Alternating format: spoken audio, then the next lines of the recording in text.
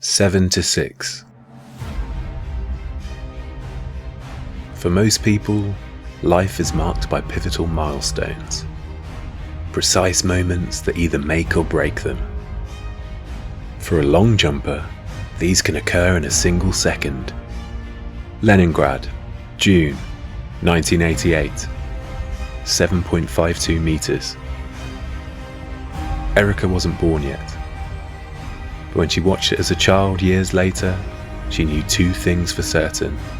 One, Galina Chistyakova's time-bending second from board to sand was exactly such a milestone. Two, that she wanted to emulate it. Her first moment came during practice at 17 years old. Though she bloomed late in the sport, the breakthrough was mesmerizing. A technicolor explosion. 1 second set everything into motion, igniting her Olympic dream. Left foot strikes the board, clean. She leaps, still running in mid-air. Her legs extend out and she lands. They flex as she rolls in the sand, sideways and forward. She's breathing hard, still carefully sliding out from the pit as a coach rushes over with the end of the tape. 6.74 meters! He's celebrating before she can process it. Erica's mouth remains open. 0.74? She'd suspected she was capable, but now it's real. She's going to the show.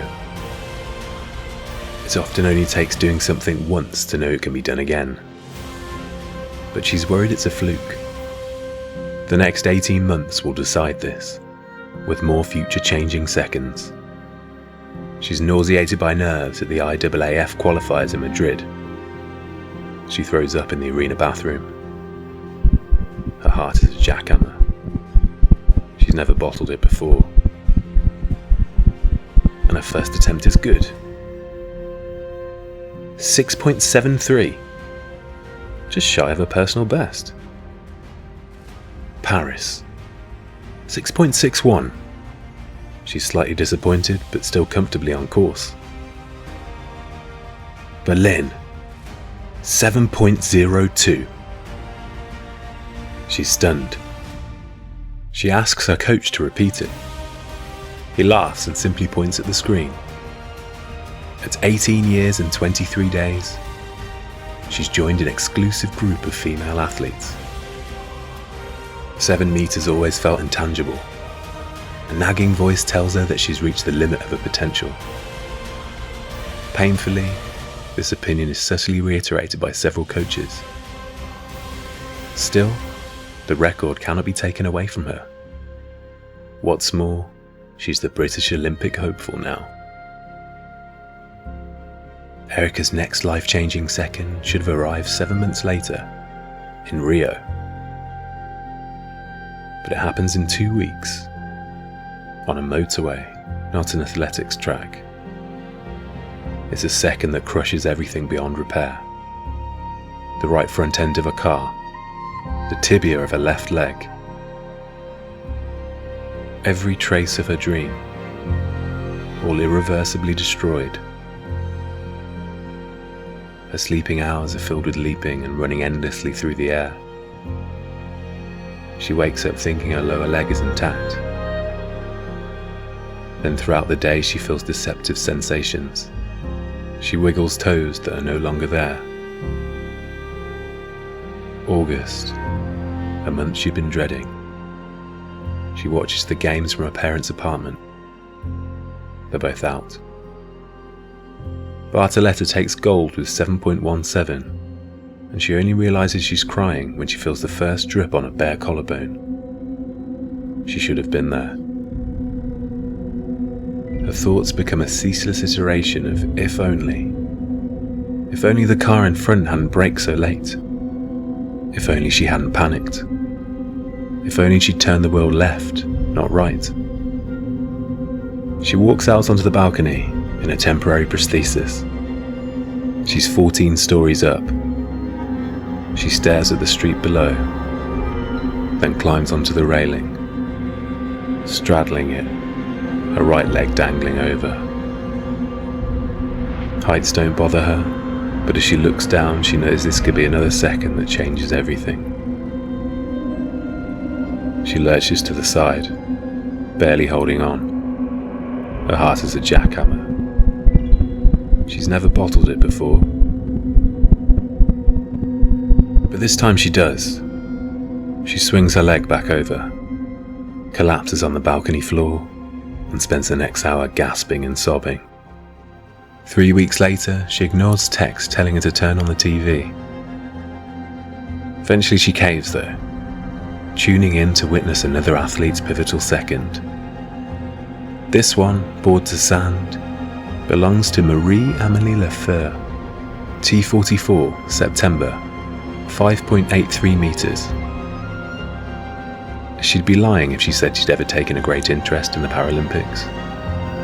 In all honesty, her tunnel vision was focused solely on the game she was a part of. But she's cheering at the television as Steph Reed brings Britain home the silver with 5.64. Team GB had been completely shut out of the games in August. She watches both women with intense admiration. She also feels a spark reigniting inside of her. A spark of competition. She takes another trip to the balcony. This time it's different. She stares up at the skyline, not down to the street. She feels truly hopeful for the first time in 8 months. It takes her another 8 to get used to running with a blade. Even though the event is essentially the same, it feels like learning an entirely new discipline. Everything is different. New coaches, fewer spectators. She doesn't remember the distance of her first successful jump, just that she did it. Perhaps she can't recall the distance because she doesn't consider that second to be a true milestone. She's convinced one is coming. And it does. 12 months later, she feels déjà vu as she carefully rolls out of the pit at practice. 5.16, her coach yells. Erica's breathing is heavy, but her mouth is firmly closed. She merely nods, knowing that she's going to the show. A different show, on a different stage. She also knows she can do better. She's not 21 for another 2 months. Few can say they've experienced 2 athletic careers at such a young age. The difference is that during the last one she was terrified she'd already peaked. This fear is absent now. She's still improving, certain she hasn't even begun to reach her potential. And unlike their predecessors, her current coaches agree. 7 meters was an astonishing milestone, but it had already been done. 6 hasn't. It doesn't feel intangible. She's hopeful she can do it. Sometimes she still finds herself thinking, if only. If only she'd let herself fall from that balcony. If only she hadn't turned on the TV. If only she hadn't dared to dream again.